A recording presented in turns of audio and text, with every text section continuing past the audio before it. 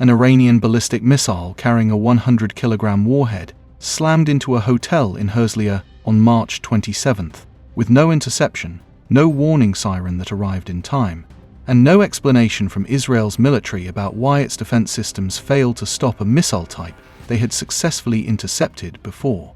Multiple apartment blocks in northern Tel Aviv were gutted in the same wave of attacks, with glass and debris littering dense residential streets and broken windows stretching for blocks in every direction.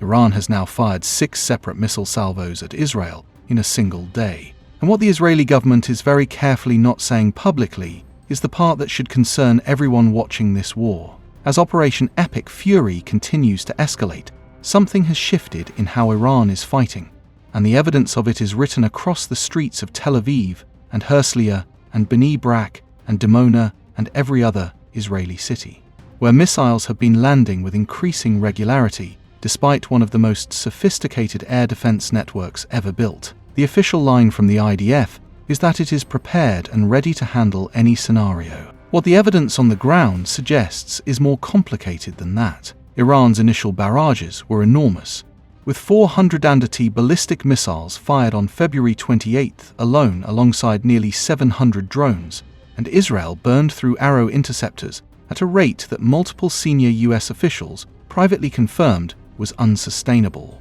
Iran watched that burn rate in real time and then did something tactically disciplined that most people missed entirely. It slowed down. Not because it was losing, but because it was rationing, preserving its remaining launcher infrastructure and missile stockpile for a longer war while studying Israel's defense architecture for the gaps that depleted interceptor stocks would eventually open. Those gaps are now showing, and Iran is walking straight through them.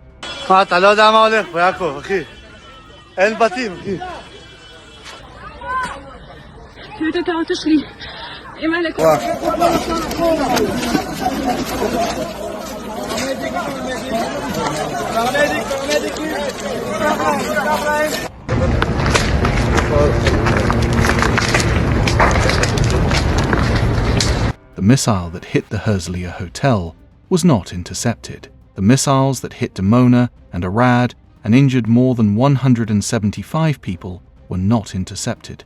The missile that struck a residential street in Tel Aviv on March 24th, leaving a crater and crushing every car on the surrounding block, was not intercepted despite multiple attempts. In each case, the IDF acknowledged the failure without explaining it, saying in one instance that the missile was not a new threat and had been successfully intercepted before, which raised the obvious question of why it was not intercepted this time and produced no satisfying answer. That explanation gap points to something the Israeli government is reluctant to state plainly. The system is under more strain than it was designed to handle, and Iran has learned enough about how it works to start exploiting the seams.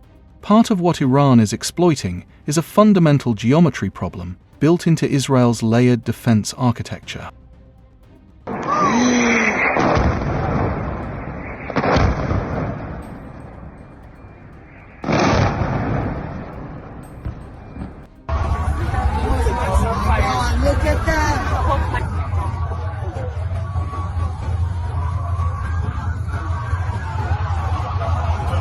Iron Dome handles short-range threats. David's Sling covers the middle tier. Arrow 2 and Arrow 3 destroy long-range ballistic missiles above the atmosphere before their terminal descent. Each layer was designed for a specific threat at a specific altitude and speed, and each works well in isolation, but a coordinated attack mixing ballistic missiles, cluster warheads that split mid-flight, hypersonic glide vehicles that maneuver rather than follow a predictable arc, and drone barrages from Hezbollah in the north forces every layer to operate at maximum capacity simultaneously, leaving operators making real-time triage decisions about which incoming weapons to prioritize. The ones deprioritized are the ones that land, and Iran has been deliberately engineering its salvos to force exactly that calculation.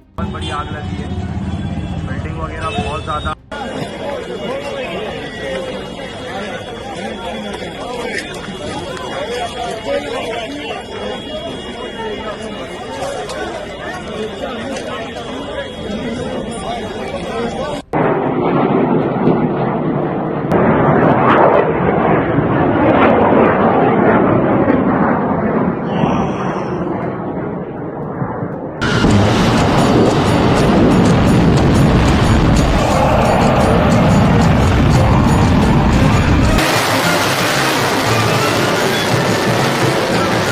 On the diplomatic front, the gap between Washington's narrative and Tehran's position is now a chasm.